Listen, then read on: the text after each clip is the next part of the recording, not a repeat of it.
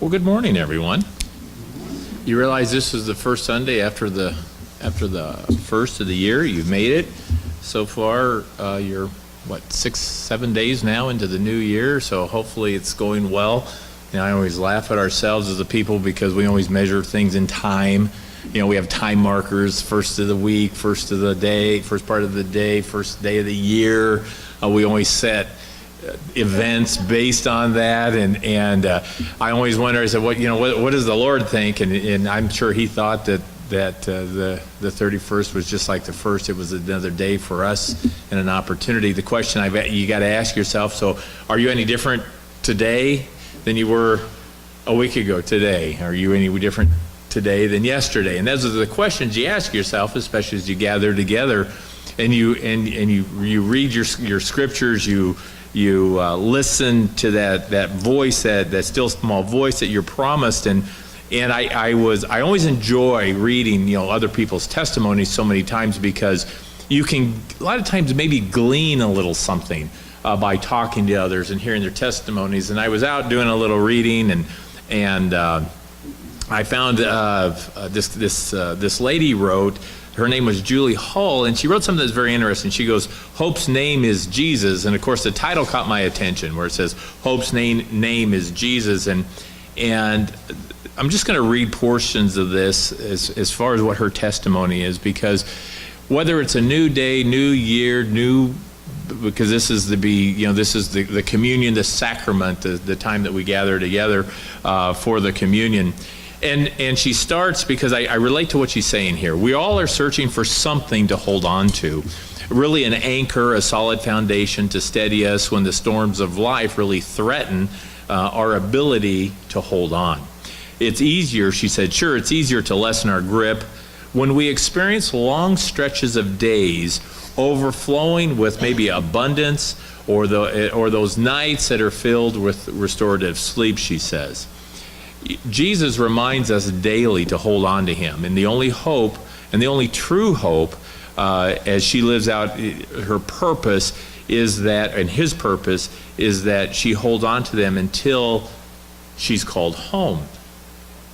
She says that, she goes on to say that about this hope, because she had read a story from Viktor Frankl, and Viktor Frankl was a concentration camp survivor.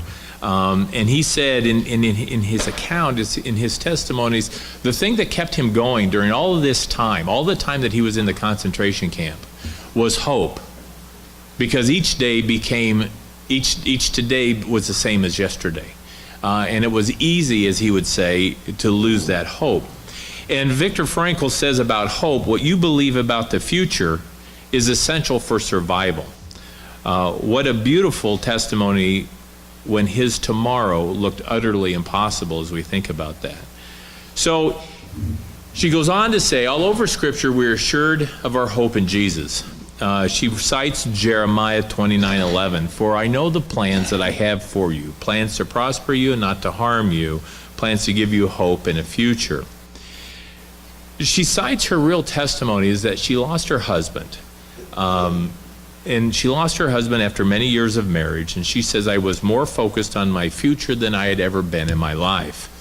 She goes on to say, "I wish I could say that I felt fully confident that the future was secure for both my family and myself. I spent the first few months in the welcome state of denial before the darkness of grief settled into my life.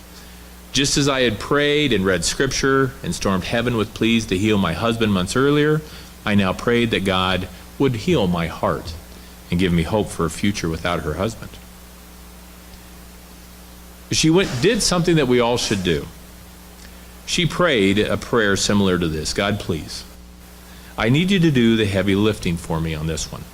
Help me to trust you to do what I cannot do for myself each and every day. As I walk in a totally new reality, I don't want this. I feel like I'm free falling, and yet I know that you're holding on to me. Please draw your children close and help them to feel your grip."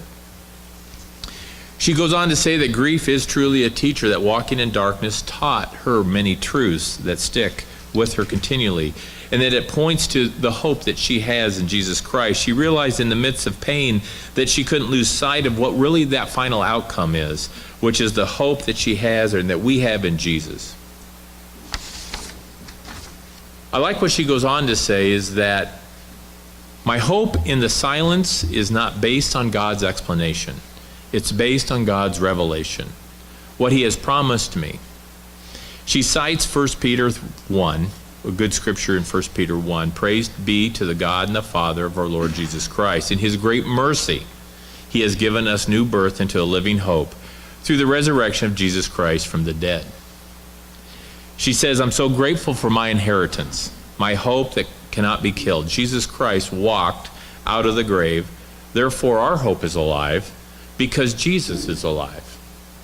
I greatly rejoice that no matter what tomorrow looks like for me or what my present circumstances look like today, I chose to hold on to the hope of whatever the final outcome will be. She shares this other story. She said, a man arrived in New York City during a very hot summer in the late 1990s. The man was an international speaker, and he was on a public speaking tour. He was scheduled to speak at a hotel in Times Square. The city at that particular point in time was experiencing a blackout. As this gentleman checked into his hotel, he was surprised that it was only lit with candles. And there was no air conditioning because there was no electricity.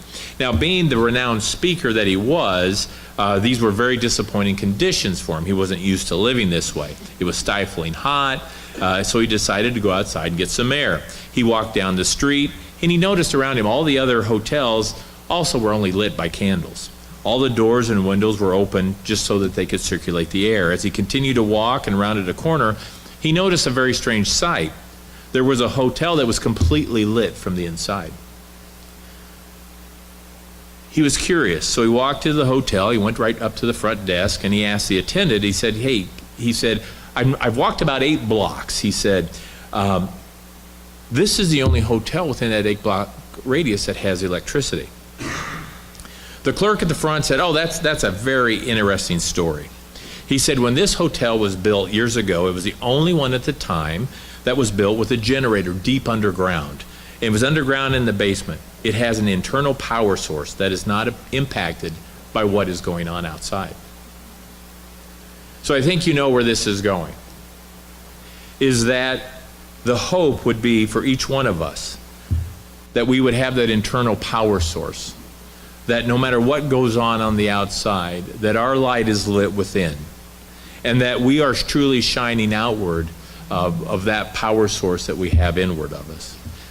I thought that would be a good testimony today, because we always share with our prayers and our testimonies on this day, and I encourage you today to share your prayers or your testimonies today on how God has impacted your life since we've been together, whether it be from last Thursday till now, or we didn't meet last Sunday because it was cold, but the prior Sunday. There's so many times that God moves in our lives every single day, and yet we look at it as either circumstance or happenstance or luck, when truly, if we were able to see beyond the veil, we could see that God is working with us, walking with us, helping us, even during those times that we think he's not.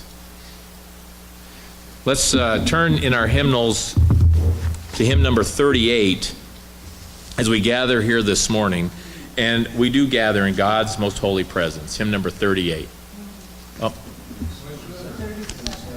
Sorry. So it was a test, very good, but 37 is next to 38. So, in thy name, O Lord, assembly. Thank you.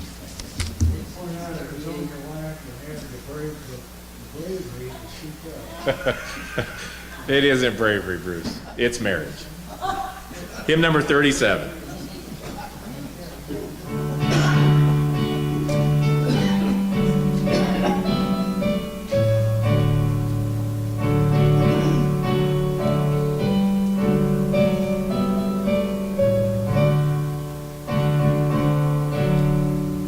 Let's stand.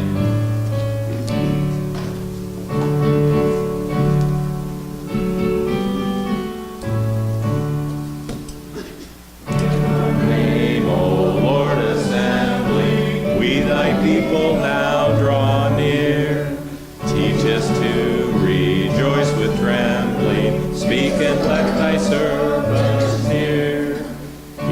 with meekness. Hear thy word with godly fear. Hear with meekness. Hear thy word with godly fear. While our days on earth are lengthened, may we give them, Lord, to thee. Cheered by hope and daily strengthened, we would run nor weary be, till thy glory without clouds in heaven we see. Till thy glory without clouds in heaven we see.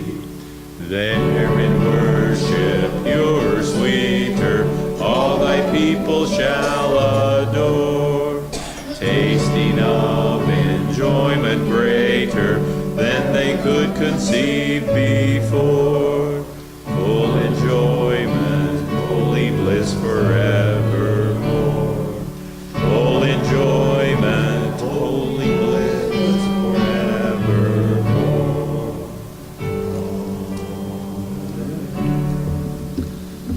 Lord, as we come before you in the name of your Son, Jesus Christ, this morning we do so praying that your Spirit would attend to us as we start our class, in the classes. Father, that our hearts and minds would truly be open as we open up the Scriptures, we study the Scriptures, we look at the Word, we see the impact that it can have into our lives. And Father, I pray that you would attend to us.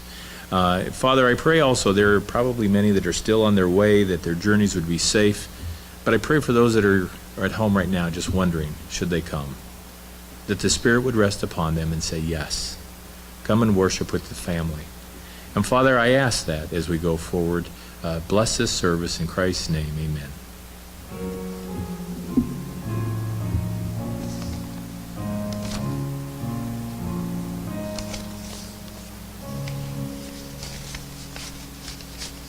Okay, you can pass to your class, you can stay.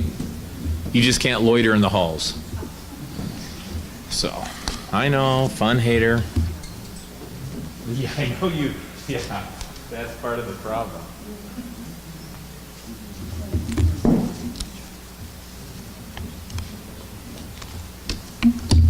All right, let's see, let me get my scriptures lined up here.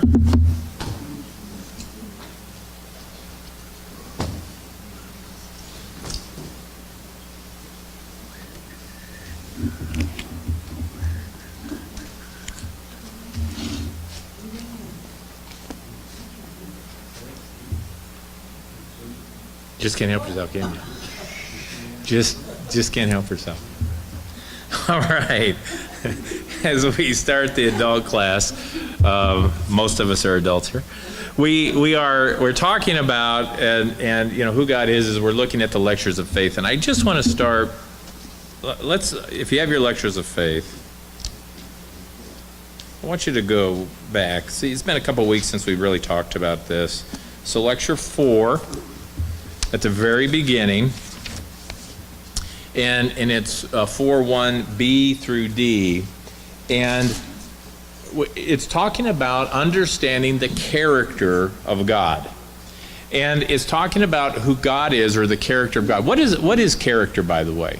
When we hear the word character, what do we think when we hear that word? Not that he's a character, which might be less fun. Personality, attributes. Yeah, the nature of an individual, or. Okay, all right. Now, is it important that we try to understand the personality, the attributes, the nature of, or the character of who God is? Why? Okay, we know him better.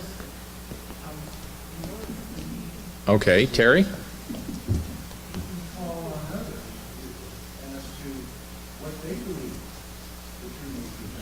Okay. And I think what we find out is they really don't know.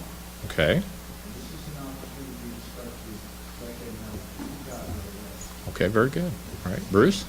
I think even more, well, I don't say it's more important, but it's essential that we know those attributes and characteristics of God, because we're supposed to emulate them. Okay, emulate, right? Emulate that which we don't know, and that's, I think, why we're so confused so much of the time. Okay.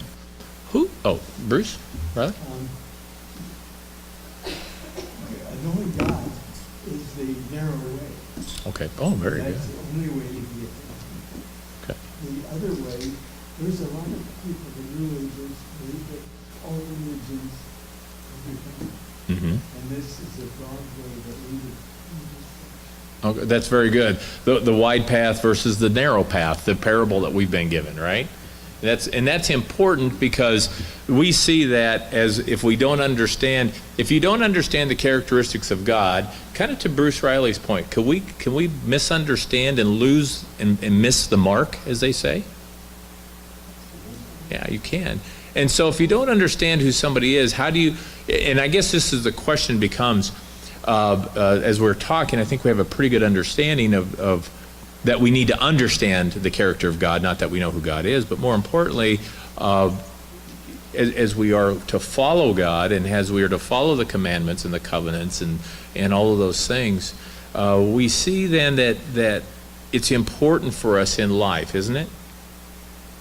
Is it important for us in life to understand? Because what if we had somebody else's view of God?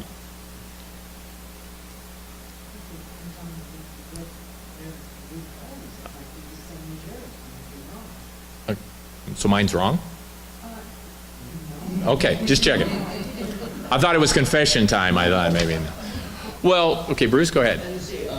And I might not be asking the question clearly. It's very clear in my head, by the way. One of the things that I think is interesting is that, with all the different viewpoints of God, there's an apologist on the radio, Ravi Zachariah, and this morning he said that the unique thing about Christianity and God and Jesus, it's the only religion, the only theology, the only belief structure that has forgiveness. Oh, that's the first statement. That's So, the first statement. if we are out there listening to others and they're an unforgiving type, then they're missing something. Mm-hmm. And I would challenge the fact that they may not even be truly walking the path. Or if they are, they need a little bit more awareness. I think that's part of where those of us who are, I don't want to say more mature in the faith, but those of us who understand them need to challenge those misconceptions. Right. We would have said back into how much stuff we do as a body out of tradition versus scripture. How much we demean, belittle, I'm not sure what I want to use here, the ordinances and stuff, because we make them rote. For instance, this next sacrament this morning. Mm-hmm. If we just approach that out of habit, we don't understand God. We miss a characteristic, we miss an attribute of His forgiveness and grace. Okay. That's a good point. Bruce? It's for your considerations and thoughts you might consider. God said He's going to have a people that won't have to have stone tablets with His law. That He's going to write His testimony because it's on their heart. God tells us that He's called us apart to have a greater portion of His Spirit in our life, that we become like Him, emulating, read the Word. That we will become more children of light than darkness because we seek the light and follow that every day of our life. So if we want to know,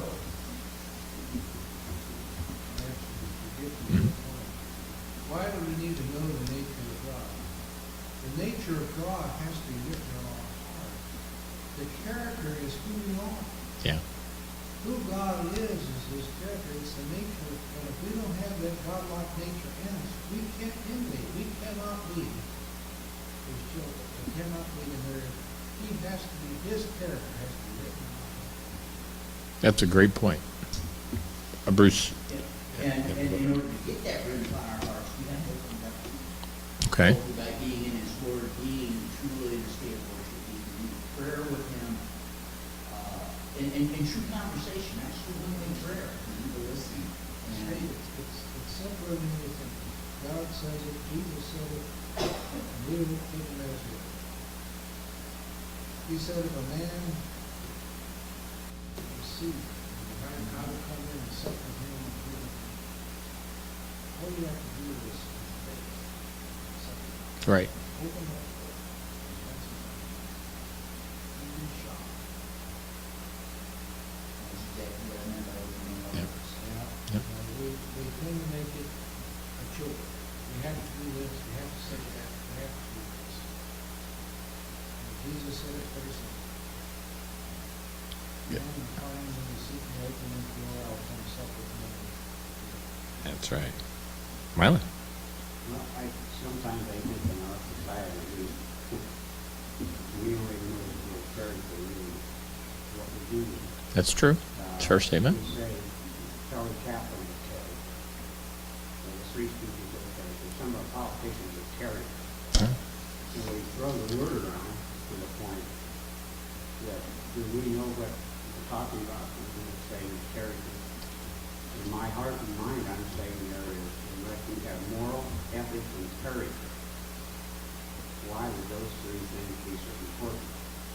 Well, what makes character more important than ethics and moral? But that's what character is your morals and your ethics. Right. And until we put the two, the three together, and put it into the triune, if you will, into the Trinity, God's character it is nothing that we can even imagine by using the word character on earth. It's a whole different way of us living. True. True. And we need to know what his character is so that we can follow it. Okay, that's very good. Bruce Riley. We can't know God without the Holy Spirit. Okay. And it's very important for us to pray that the Holy Spirit will put in us, and that's the only way that we can understand God. Okay, that's true. Do you think Jesus understood the character of God? How do you know that? It's a feeling to me, Okay. an act, his act. Okay. I don't know how you describe Jesus Yeah. and his character. He Unless we try to live it. Well, if you read your scriptures, he tells us time and time again that he understood the character of God. He just doesn't use those words. If you see what the Lord is trying to tell us, even if you just focus it on the New Testament, you look at the life of Christ. He did those things. Did he do them on his own, or did he do them to honor someone? To honor the Father. So let's read. And so you've got your lectures of faith open, hopefully, if you have them.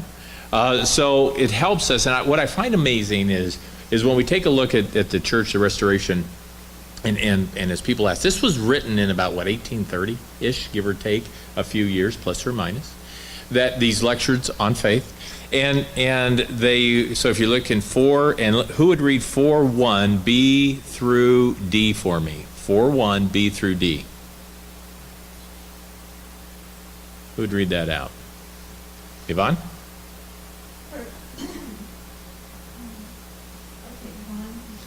B, yeah, 4:1 B through D. And that without correct ideas of his character, the minds of men could not have sufficient power with God to exercise the faith necessary to the enjoyment of eternal life. And that correct ideas of his character lay a foundation as far as his character is concerned for the exercise of faith, so as to enjoy the fullness of the blessing of the gospel of Jesus Christ and the man of eternal glory. We shall now proceed to show the connection there is between correct ideas of the attributes of God and the exercise of faith in him unto eternal life. So now think about what that just said. Isn't that's very clear? I mean, it's very clear of what the author here is trying to tell us is that understanding the correct character, because if you understand the correct character, it goes along with what we've all been saying, is that we know what God wants. Also, though, it prevents, kind of switching up here a little bit, it prevents the wolves from entering into the flock and teaching a bad doctrine. And you understand how that works, right? If you know who God is, what the character of God is, you can prevent, because you know, the wolves from entering into the flock. And that sounds pretty, dramatic and dynamic when you talk about wolves and the flock, and, you see the little sheep going, running and stuff. But that's not, the wolf, and how does the wolf sometimes, they'd say, how does the wolf enter in? Sometimes in what clothing? In sheep's clothing. Why do you think that is? What do you think? I'm going to draw you, but we're going to get to the point here. But if we understand God, we understand the attribute of God, and we understand how it tells us right here that to have the power with God, sufficient power with God. It doesn't say understand the words that are used here, sufficient power with God to the exercise of faith necessary to the enjoyment of eternal life. That's a big statement in a very few words, but if we understand who God is, we can see when those wolves enter into your life or your congregation or whatever you are in, you will see, and that can be very simple of changing doctrine, slightly changing doctrine. Because you see how easy that becomes if you don't understand who God is, and it goes even further when he talks about laying a foundation. Have we heard about laying a foundation before? So we talk about laying a foundation. What's the purpose of a foundation in anything? Okay, support. You lay that foundation, and what kind of foundation should you have? A firm foundation, solid foundation, and what should it be built on? Rock. Very good. You guys are doing so well. You're going to get extra desserts at potluck. I'm so proud. But you build it on the rock, and the reason, why do you build it on the rock? Okay, well, it's Jesus, but why would you build it on the rock and not on the sandy foundation? Because think about it. The sandy foundation implies a beach. Okay, you withstand the storm. So it goes on to say, in the fullness of the blessing of the gospel of Jesus Christ, even that of eternal glory, trying to make you think about the eternal glory. And that's important as we try to understand who God is, as we read his scripture. And if you look at scripture with trying to understand the character or the attributes of God, don't the scriptures take on a different meaning for you, or should they take on a different meaning or an enlightenment for you? Yeah, the answer is yes, or hopefully it is. All right, so let's back up then. I'm going to jump us a little bit forward here. Let's go into Ezekiel 11, and we're going to, since we haven't met for a couple of weeks, if we go to Ezekiel 11, because we're talking about judgments. One of the characteristics of God is judgments. How many people like to be judged? No one. Okay, I was going to say not too many people like to be judged, unless of course you're in some kind of competition, and then you do want to be judged. But overall, do you like to be judged for your character? No, you don't. You don't. What's that, Terry? Tell me that again. I will be. You will be. Yes, you will be. I would say this, you are being. Okay, great point. Yeah. I would rather have judgment now, day to day, than God chastising me and correcting me on that kind of day. The whipping I'm taking is only temporary to bring about my obedience, to change my rebellious nature. And I say, God is very gracious and very friendly. There are times when I have not heard and will not listen, but I'm being judged every day. If we would only but listen, because God's trying to avert us from that great judgment that we speak of here. Mm-hmm. Judge me today, O Lord, that I might righteous deeds. Yeah. Oh my God, if anybody just said these simple ones, just go on. You're carried in the Lord's grace. It's no different than a parent doing that throughout a child's life, right? Yeah, that's exactly right. So, Bruce Riley? One of the, this verses of John, it says if we confess our sins, God is faithful and forgive us. Mm-hmm. And it says that when he forgives our sins, we will be casting our sins into the depths of the sea. We will turn our back with God on our sin. Our sin will be as far from him as east is west. Yeah. He has the power to forgive our sins so completely that it's as though the sin had never been committed. All judgment was given into his Son. That's right. And if we confess sin, there will be nothing in us to judge. That's a good point, because now one of the things that Satan will try to do, by the way, is to remind you of those sins, which is then if you embrace that or embody that, if you've truly repented and been forgiven, if you continue to focus on that which you've been forgiven, is that in obedience to the Word of God? No. Now you have to fix. I mean, you have to move on, but but it's important to. Bruce, did you have your hand up? Okay. So, but it's important to know exactly what you're saying, Mr. Riley. So let's go into Ezekiel, because this will lead right into it. Ezekiel chapter 11, verse 12, and it goes on to really what we've been talking about. And so if we're in Ezekiel chapter 11, verse 12, who would read that for me this morning? Ezekiel, Oliver, can you please? And ye shall know that I am the Lord, for ye have not walked in my statutes, neither executed my judgments, but have done after the manners of the brethren of the heathen that are around about you. Okay, it's interesting because now we see that this is in Ezekiel, of course, and this is talking to the children of Israel, that as you can see in the preceding verses and the following verses.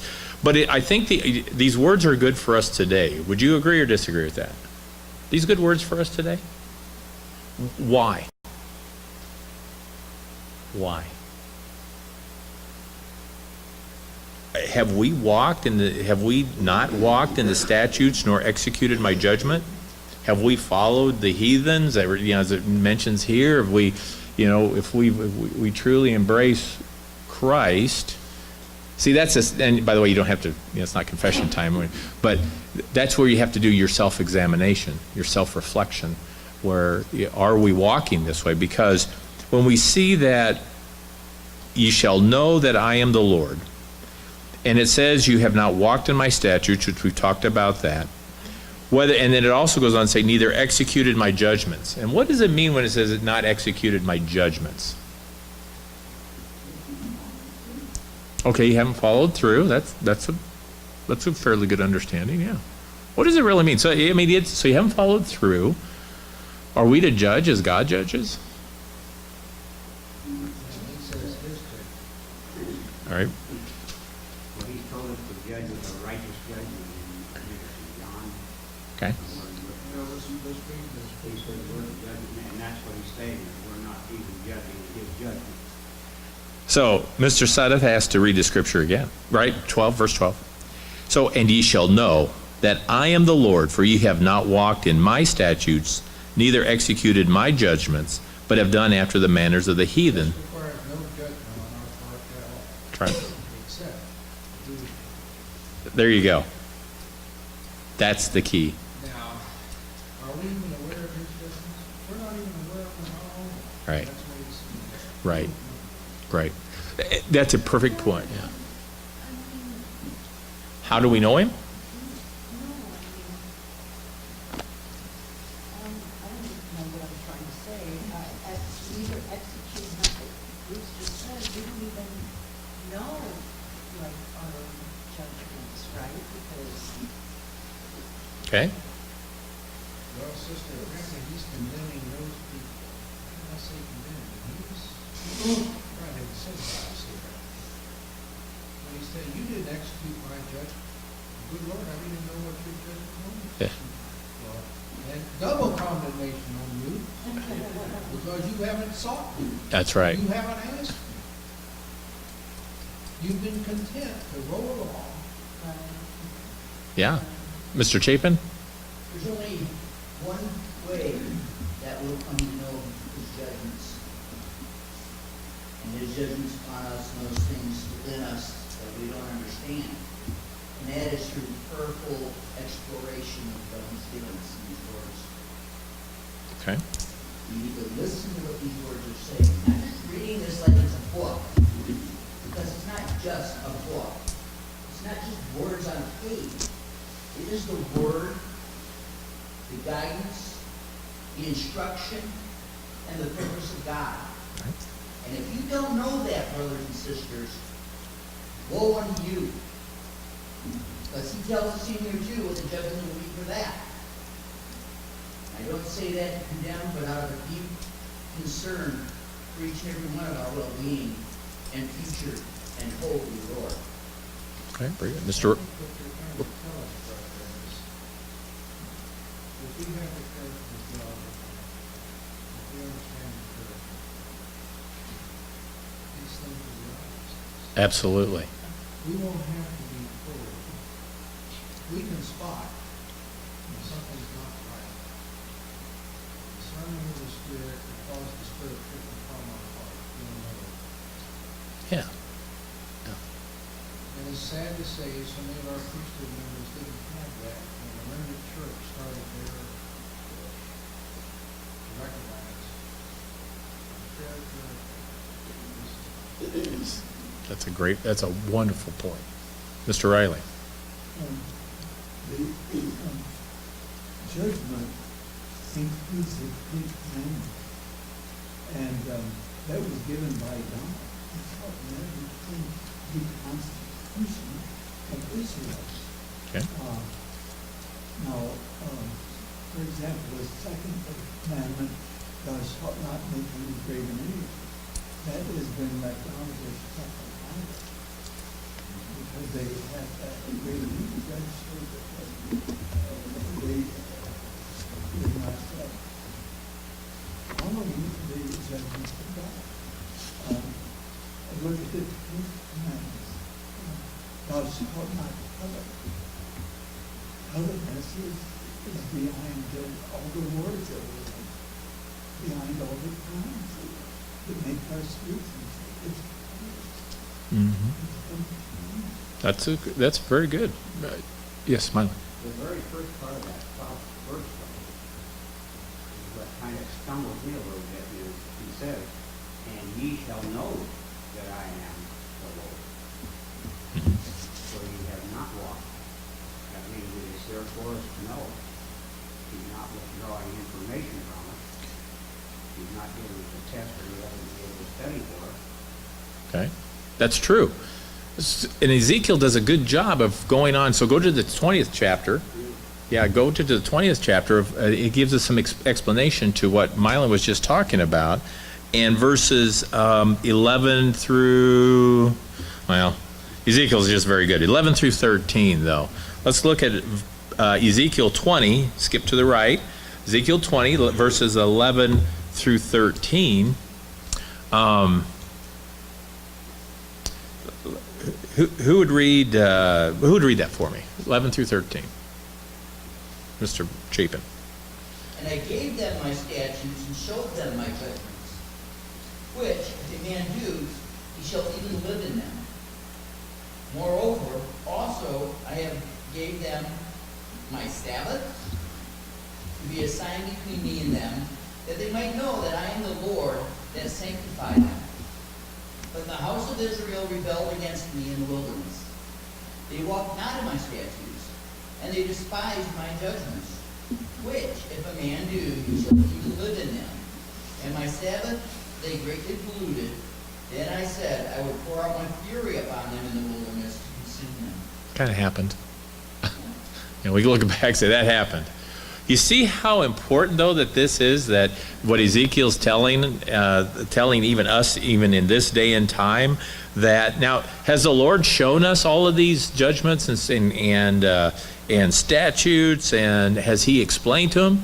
You know, you got to realize, even at this point in Ezekiel, in the time of life, now look at where we are today, and look at the scriptures we have today.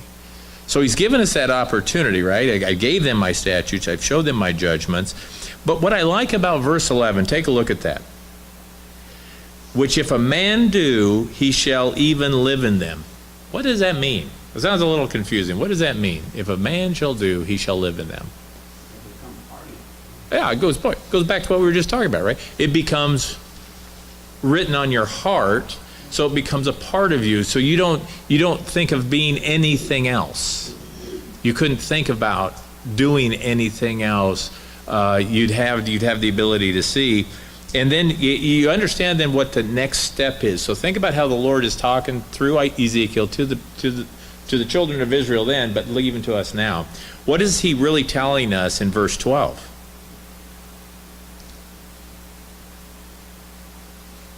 What's he telling us in verse 12? The first, verse 11 was very specific in what he said, and it's a way of communicating with us. Verse 12 does something different on how he communicates to us. Oh. Okay. Okay. All right. Well, if you didn't hear Milo, he said we've abandoned the Sabbath. That's what it's saying, but it's leading to, yes, that's what it's saying, is that we've abandoned it, but you understand what the Lord is trying to do here. He said, there you go. The purpose for the Sabbath is what is the purpose? And by the way, what is the purpose of the Sabbath? Okay, to worship who? Okay, to worship God, to do what now? To take rest from our toils and our day-to-day. Okay. And focus on Him, even more so than we're called to do day-to-day. Okay. It's where we come together in fellowship to experience and become part of that oneness with Him. Right. To sense that, not to sense, but experience Okay. Him. Right. And in order to do that, we have to prepare and expect another. This is His day. Okay. Exactly. We come here in His house for His purpose. Okay. Whatever His purpose is for us today, It, what we should be doing. okay, Mr. Riley. I think I don't know the exact words, but it says the Sabbath was made for man. Mm-hmm. During the French Revolution, in 1600 AD. And I had that last week, a 10-day week. but people were getting tired. Even the animals were not were having bad results. Yeah. And they were forced to go back to 7 Okay. Rightfully so, right? So, Well, isn't the Sabbath like the whole purpose at the very beginning when he's the character of God? Sabbath was knowing what the character of God is, okay, that's true. right? Yeah. And just to sum it up to the very first question. Okay, we're going to go back to Janice, and we'll jump over to Bruce. But this is frightening because of the fact that where our country is today and where it's going, we have to accept the Sabbath. Our young people it's just the young people that we can hear, that there's many of the people that are without God. Our country is not without. Okay. We have very few people who are standing firm, some of them are in the streets and are every restaurant. But how can we stop our country from going by this? A lot of prayer. This is an entirely different country. Right. That's a good point. A lot of prayer will help you there, Mr. Chapin. Well, it I'm says sorry. there in Ezekiel that He gave us the Sabbath to show us His judgments. Kind of. Okay, go ahead. That says to me that part of the Bible here is to learn and come to a greater understanding who He is, His characteristics. Okay. And the body responsible for conveying Him to us is our priesthood. Okay. I mean, yes, we have our individual experience Right. too, Okay. but- Yeah. But our priesthood are supposed to be and I say supposed to be, in deference to what our brother said this morning earlier, we're supposed to be his example, his voice, All right. his shepherd, Okay. all of that Yeah. to the congregation. Yeah. The congregation's role is to also explore that on their own, develop their character in tune with his, to take heed of what God presents on the Sabbath, but more than all that is to increase their love for him. Okay, very good. And because we have to understand what's happened with, you can't, while we're talking out of the Old Testament, the New Testament promise, the sacrifice of Christ, so it becomes a one-on-one, an intimate ministry. Mr. Sutta? I would just call your attention. We tend to think Sabbath is Sunday. The Lord certainly is referring to the seventh day. But he's also referring to his Sabbath. Great feast during the day and high holy days. So you'd have to ask, what did the Lord intend that you can't do another Sabbath, those Sabbaths? What was unique or special? And I would offer to you, it was the gathering of the people. Together for one purpose, one heart, one mind, one voice. And we call that his kingdom. Without the church, you can't have a kingdom. Through the church, that child will be there. And so that work can only be accomplished by us coming together and worshiping for that purpose. That Sabbath was made for us, that we might better understand. And yes, we will worship God, but we worship Him by living the kind of life that we bring about the kingdom here as an example of the world. So when you say Sabbath, don't just focus on the Sabbath. Right. And that's the point, because if you understand what the Lord is really saying, and even Christ himself had argument with the priesthood about what the Sabbath is, if you remember right. It had become so legalistic that it was no longer a Sabbath. It had become, yes? Well, I was just gonna say that they were upset with him because didn't he heal somebody on a Sabbath and you're not supposed to do anything? And he said that they called him out on it. Yeah. And by the way, that was never the intent of the Sabbath, going back to what we've been talking about. We'll go to Mr. Chapin, then we'll go across the aisle. When we're considering the Sabbath and stuff in worship, we need to remember that our life is supposed to be the ultimate act of worship. All that we do should be honor and glory to God. Even when we have that boss or co-worker or something that just drives us crazy and stuff, do we cut corners, or do we give our best to that job so that those around us see Mhm. that character? Mm-hmm. That's a good point. That's good. Yeah. And so, when we worship, we should be worshiping every single moment. Right. The time that we rise in the morning, he should be on our lips to the time that we go to bed at night. Mm-hmm. He should be our sole focus, our purpose, our everything. Mm-hmm. Because we're nothing without him. Right.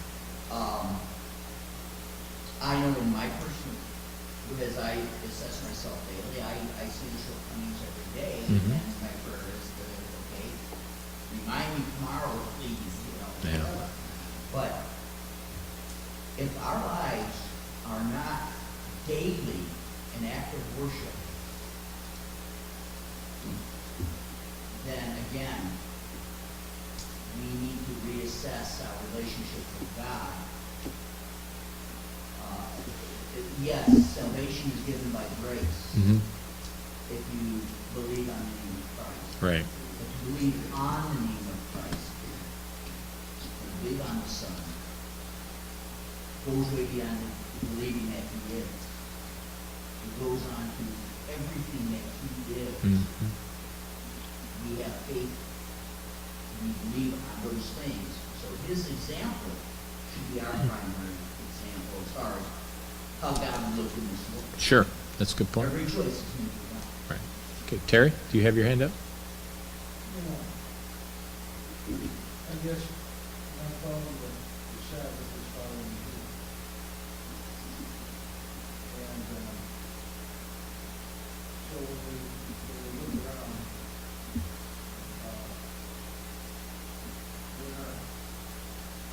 we follow even in every there's no distinction. You know, you can, if a person, like Luke was saying, you have to show this in your life. Mhm. If you, just to say, you're running after the 50% offset, is that really what should be put into life? Depends what it's for. I mean, if it's fishing, yeah, maybe. I'm just telling if you're asking the question. You know, if it's shoes, I'm sure it's important for somebody else, but. Or you do this on Sunday, or you do this every day, or you can't excuse me if I step up and tweak or change here a little bit, but I don't think that. And I'm not bombarded by television programs, commercials, Yeah. the mentality that comes along with it. And I see this as a way to be who we're supposed to be. We need to separate ourselves from the world. We're in the world, but we're not part of it. Sure. So we have to truly be, cannot be part of it, we can't act, think, or talk like it. Okay. So it's something we have to learn. We have to learn by the attributes of God. We have to fashion ourselves after them. We have to become these people in the flesh. Mhm.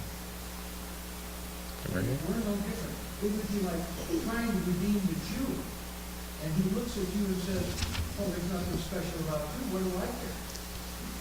You know, or we would go the same way, back and forth. So I think this is really important. I can tell some people, I said, you know, when I'm in Arizona, you can't hear anything. That's a good point. Itself is a quiet place to sit down and stay there for hours. And see how that affects you. Or look at a blue sky that is blue every day. And you'll start to separate yourself from the world around us. And we cannot be God's people. We cannot become this if we don't separate ourselves from them. Okay. We have to stop being as believers, and we are. Now, but we have to be careful. Be careful because now we're dangerously crossing or at the edge of a line where we could be separationists, which is not what Christ has asked us to do. He dwelt among us, but now I'm not going to give because we're going to run out of time here and since I run the class, we don't, Terry. So, but make an executive decision here. I want to leave you with this thought because we'll get together next week, same time, same channel, okay? I want to make sure you understand, Terry, I know where you're going, and I appreciate what you're saying, but I want to make sure there's clarity. We have to, we still have to have the ability to be able to reach out. Right. So, and I just want to close with this. Reading verse 12 again. I gave them my Sabbath to be a sign between me and them, that they might know that I am the Lord that sanctify them. And I'm going to leave you with that. We'll start again next week.